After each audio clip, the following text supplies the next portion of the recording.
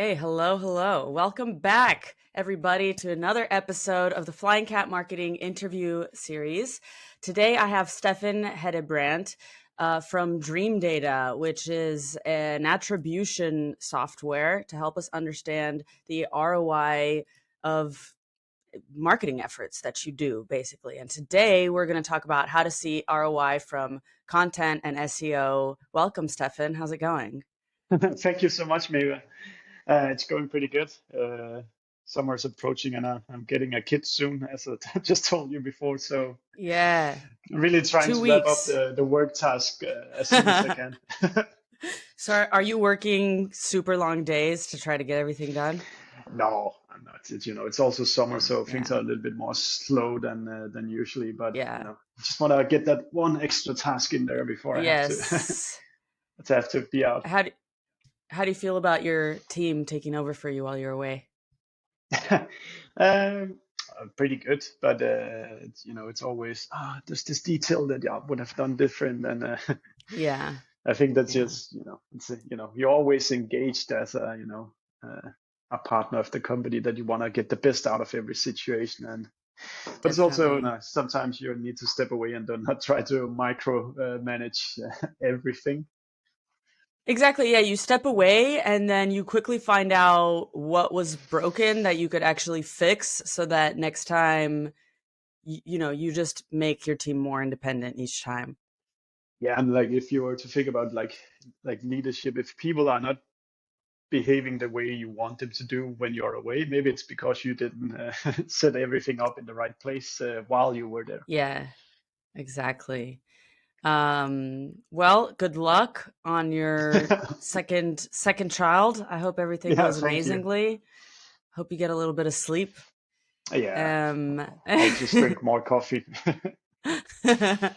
so let's talk about seeing ROI from content. I think this is such an important topic, one that's really important to me as well. Yeah, And also attribution is such a hot topic. There's people saying you can't really attribute because it's dark social. yeah. But yes, you actually should attribute. So what's actually, let's start with what's your take on attribution? How closely do you need to follow this software? Like how accurate can attribution at the end of the day be? Yeah, that's a lot of good questions, maybe. Where to start? So first of all, I'm a big fan of content production because I fundamentally believe that your website should basically exhaust any questions that anybody might have related to your business. Yeah. Because like, why would you want to gate an answer behind a salesperson if you can just make it available for people on the website? So when they come to you, they're much more educated and mature in their thinking around your product. So first of all, very much a proponent for making a lot of content. Then, secondly, I would say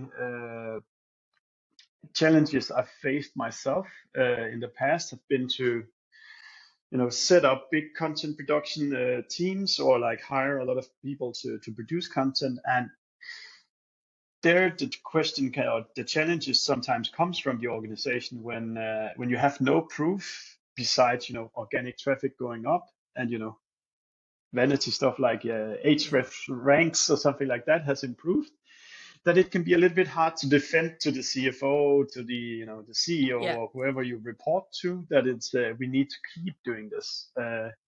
Like in my last company before here, I set up from 1 year to the next. I got a headcount of 4 people to just produce content, and I could show the organization, hey, look at our rankings, look at our Google organic search went up, but yeah, but how much revenue comes out of this? And Yeah.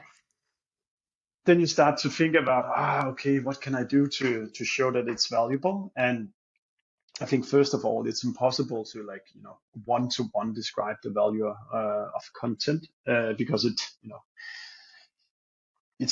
you don't track everything, and you cannot cover that people email a link to each other or like send a mail and send a link on Slack, etc. But it is actually quite possible to track certain parts of content production, and I think let's just address this kind of you see on LinkedIn almost like nowadays attribution software has become kind of the evil stuff that doesn't work. And for us, like it's not at all what we're trying to do. So we're just trying to be your go-to-market data platform. And what that means is that we want to take any digital touch that you have available and present that to you in a like an easy understandable form. So whether it's a meeting that an AE had, or whether it's a mail that was sent through an automation system, or a visit to a piece of content on the website, we just want to line all of it up on a timeline and show you this is the data you do have available. So there's no magic at all. It's your own first party Yeah. collected data. This is the timeline.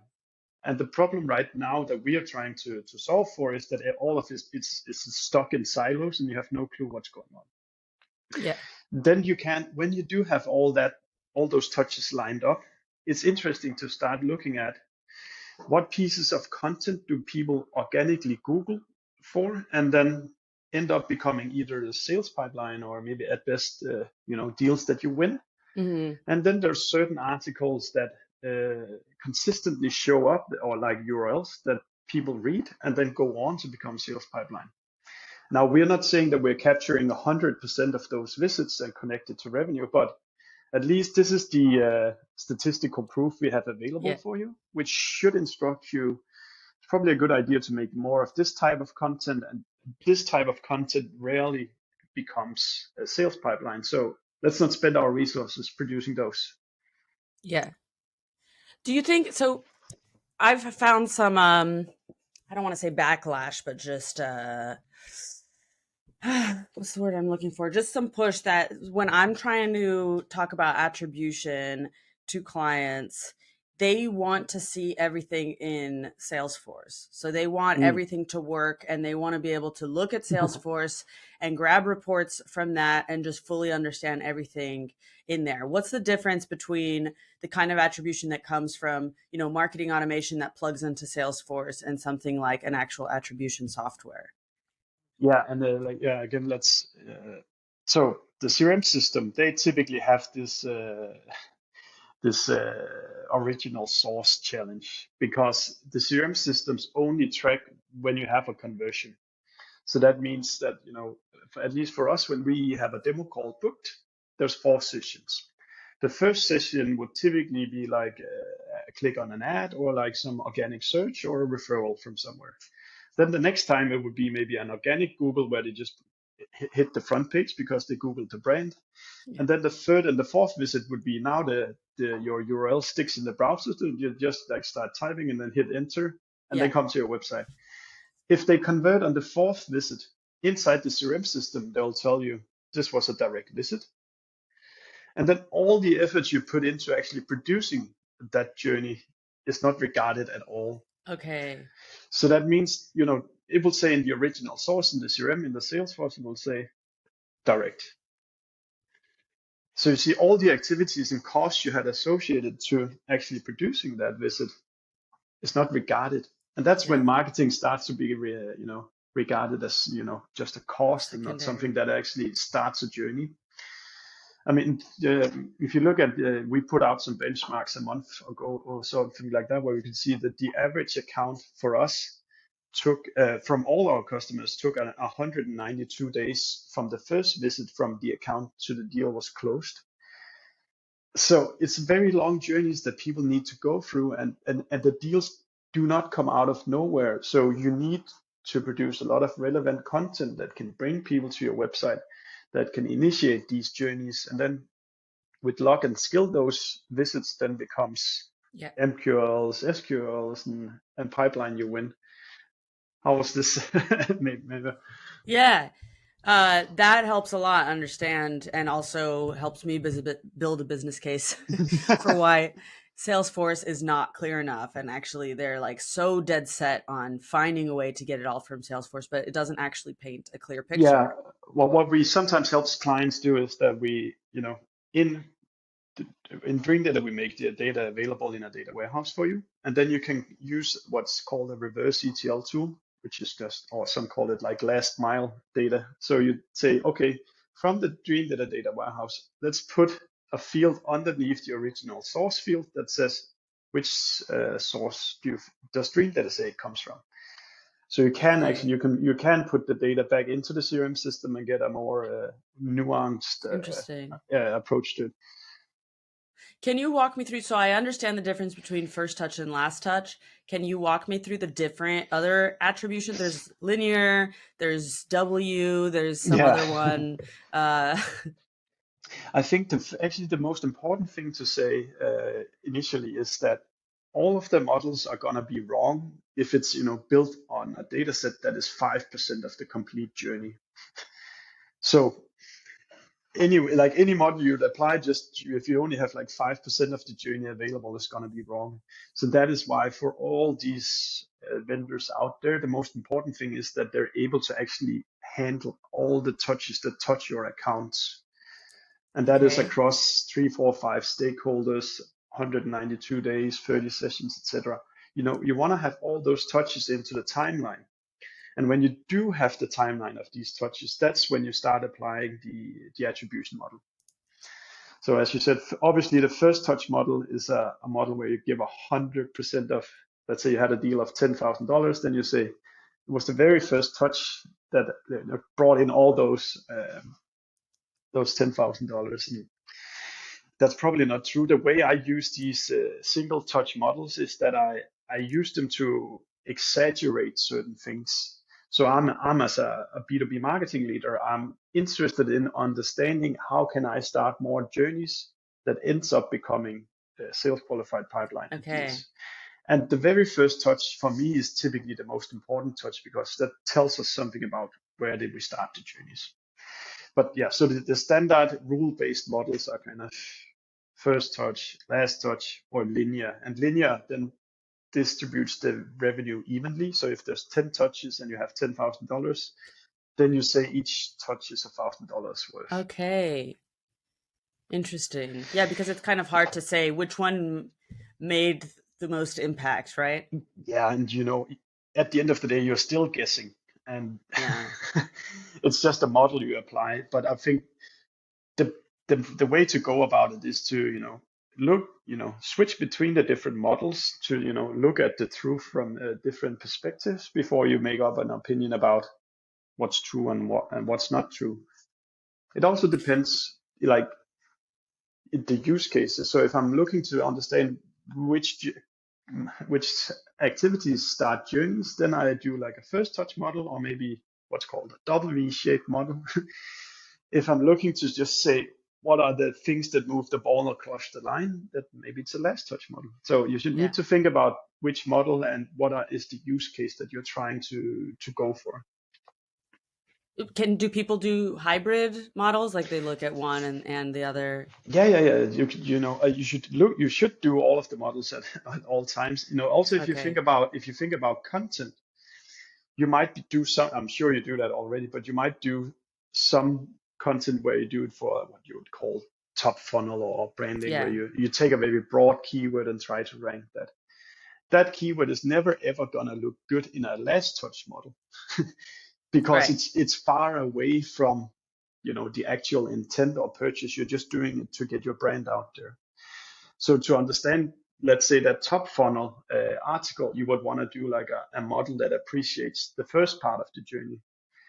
Whereas if you do your buy consultancy service now, that probably looks pretty in a last touch model because the intent behind the search is closely related to a conversion. Makes sense. So you have done, you've learned a lot using your own tool on your own company. Yeah. So if we're talking content, what are the biggest discoveries that you've made? 2 or 3 things. So I think my general learning is that there's 2 buckets of content. There's content that drives traffic to your website, and then there's content people look at as they're buying your product. And if we start with the articles you write for Google, where you're trying to get people to your website, the content that has the highest intent of, actually making a buying decision about your product are the ones you should spend time on. So that be your like vendor or software, etc., Yeah. joined with your category, or you can also produce these alternative articles where you list my if there's an established player in the business, this company does this, we do this, this is how we compare. So Yeah. so this is very low funnel, high intent. Whereas I often see the very broad articles where you go for a really large keyword, if not a waste of time, then at least very hard to prove the value Okay. of. Yeah. So always write for the intention. A flavor to that has been that as we started out, what directed most of our content production was the feedback the salespeople would be coming to us with. The questions that they would be getting asked during sales conversations, let's just write a good answer to all those questions. Because you cannot like demand of your salespeople to know complex technology, all marketing tactics, etc. Let's have good answers for that on our blog instead. Because then the Mm-hmm. salespeople just need to know there is a blog post and he can say, we have a good answer for that, I'll send you that later. So salespeople actually dictated our content production for a long time. Oh, really? Okay. So but that's not always distributable via search, those kind No, of things. So you have to make sure the they're actually going to use it. yeah, that's true. And my thinking behind it was that like we're in an industry where people get marketing and where they get SEO. So I'm not gonna base our business on like being able to drive enough organic traffic because the competitors know about link building, they know about writing long form, etc. So let's start out by just helping the salespeople get going with content. Okay. And then that can maybe lead me to moving over to the other bucket of content, which is what do people look at when they buy?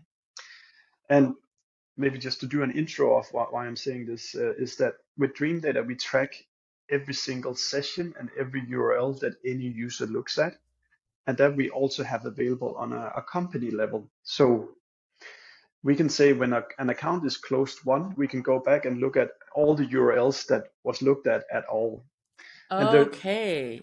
and then there's typically a mismatch between the URLs that they enter from and the ones that you actually look at when you buy. And I can give you a couple of anecdotes of what's important for our website. Yeah, Our about page is important. That's kind of a page you just like look at once a year. But actually, when you're making a buying decision, you actually want to validate, can I trust these guys? Our integration page is super important. Makes sense, but it's also a page you kind of, let's just write some names here and then move on. And then we also saw our community page, which is just a small link that leads to our Slack channel, was typically quite present as well, which we never ever thought about. But it's when you start looking at the URLs that accounts that buy look at, then it's different from where they enter. yeah, And then the funny one is the 404 page. If you do trigger that one, it's actually quite likely that you're in a buying process. and really? and I guess it's because if you find a 404 page on our website, which is hard to find, then it actually correlates with you being closed won at a later point. That's so funny. Is it because people are just trying to find more information more actively? That's my hypothesis, at least. That because you look at so many pages, at some point you're going to hit 404, and that's actually a good lead scoring model for you being close Yeah. to a sales conversation. What can you do with that kind of information? So first of all, you can look at, so for example, the about page. You make that a lot more trustworthy, a lot more prettier. Make sure the integration page is constantly updated. It basically highlights the most important content assets you have and the ones you should invest the most time in keeping stellar. And once you're satisfied with those pages, then you can move on to produce those pages that drive new demand. So let's say your integration page hasn't been updated a year, but you've added 5 or 10 new integrations. By listing those on the integration page, you most likely will be able to close more revenue. Okay. But do you see the distinction between like the content that starts the journeys and then what you look at Yeah. when you buy? Is there anything else that you learned, as in pages you thought would drive a lot of revenue, but maybe didn't? Yeah, and then there's typically a big mismatch between the ones. I'll give you an example. So we have a bug bounty program on our website. So people would be Googling for finding a bug bounty program. And if I were just to look at the conversions that this page has, it actually converts quite nice, but it's because it's irrelevant people to our business who are just, looking for bug bounty programs and then converting. So in an MQL world, they look great because it's a sign up to the product or like a booking a demo call, but they're never ever present, when you look at sales qualified or one Yeah. deals. So you want to look at it from both angles. Where do people start journeys from? And do they actually progress down through the sales funnel? And if they only, you know, convert to a very early stage, well, then you probably don't want to spend a lot of content resources on continuing to produce content like this. No, it's a very interesting point, and it's so important to look at this because I think that, especially in SEO, and this is something I'm always saying, we're looking at KPIs that don't paint the whole picture. So many Yeah, people tell SEOs, we want traffic, grow brand awareness, yeah, and grow rankings. And yeah, brand awareness is very important. It's really good to have that, a recognizable brand when you get into the conversation. But if you're only looking at those KPIs, it changes the way that you're creating the content, and it changes the kind of content that you choose because exactly. yeah, you don't know what the end result is going to be, and you might not even care if that's not your KPI. Yeah, exactly. And I think maybe I think I would say a fair way to look at it would be maybe of those, if you produce content that converts a lot, you need to apply like a quality measure for that at least. The emails that we do collect from this organic piece, do they somewhat fit the ideal customer profile that we are trying to attract with these? And if all of them are like private emails or like never ever becoming demo calls or deals, etc., then it's not the content you wanna like. Yeah. The salespeople will get pissed off if you tell them to keep calling these guys.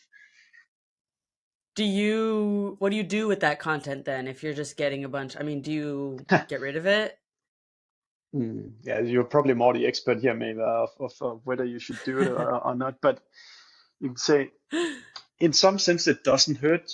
It gets you brand awareness if you want, but it does fill your retargeting cookies with low quality stuff that you then pay to retarget. So Yeah. maybe you want to exclude this one from your retargeting audience, not to waste money on people who are clearly not looking to buy something that you do. Yeah. Um, is there so this is a good place I think to close off our conversation, but I just want to have one more one more question Yeah, is like I'm sure that in your space in attribution with everything that's going on LinkedIn right now, you probably want to like shake some people and say, listen, yeah. it's not like that. So if you could just get them to understand something, I, what would you want them to understand? uh, I guess we tried on our blog. We like a huge respect to the Refine Labs guys, and they put up a lot of great content. But we tried what they say about self-reported attribution, and we ran it for 100 book demo calls. And our conclusions was that one, first of all, a good self-reported answer is a bit of a unicorn. People don't fill in directional, like long form writing into Yeah. those fields. That's one problem. So you need a lot of conversions to get any direction out of it. Um, Secondly, people don't understand how they got into your funnel, or they don't remember. Yeah. So we took those conversions when we compared the self-reported answer to what it says in Dream Data, and it would be people who had been part of, who've been on our website a lot of times before they converted. So they didn't recall what was actually the real first touch compared to what Yeah. Of course, it means, like, if you write podcast or content or something like that, it means that a certain piece of content made a big impression, but it was actually not how we got funneled into your customer journey. And then I think that what I was mostly disappointed about this kind of self-reported attribution was that it's not directional. It's not, it's how do you make cost decisions about somebody who reports Google? Well, was it a Google ad? Was it organic? Yeah. Which campaign was it? Etc. But it's not to say, I think it's and you should do both situations. So, quantitative analysis gives you something, and then qualitative gives you something else. Yeah. And like at the end of the day, we're not trying to say we do magic. We're just trying to say we'll take all the information that you have first party collected inside of your company and we'll make it available for you. We're not saying it's 100% of everything that's going on. It's not the whole picture, but it's at least making the information available that you do have available. And that will make it easier for you to trust your gut feeling, come up with ideas of what you should do more of and less of. Excellent. Well, Steffen, thank you so much. If people want to connect with you, I want to say LinkedIn is probably the best place, but is there anywhere else? Steffen? Can you hear me? Oh, I lost you. But I'm just gonna, can you hear me? Well, I'm just gonna go ahead and say thanks everybody for listening. I recommend you follow Steffen on LinkedIn, connect with him, and learn more about attribution and dream data. And thanks, everyone. Thank you, Steffen. He's still here. He just lost his mic for a sec.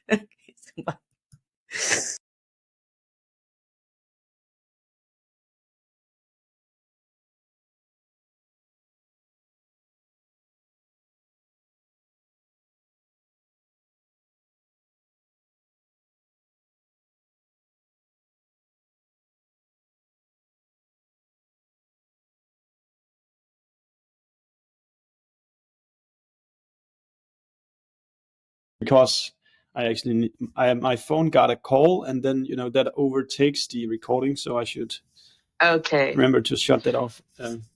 But I really enjoyed it, Mava, and looking forward to when it's coming out. We'll make sure to reshare it on our channels.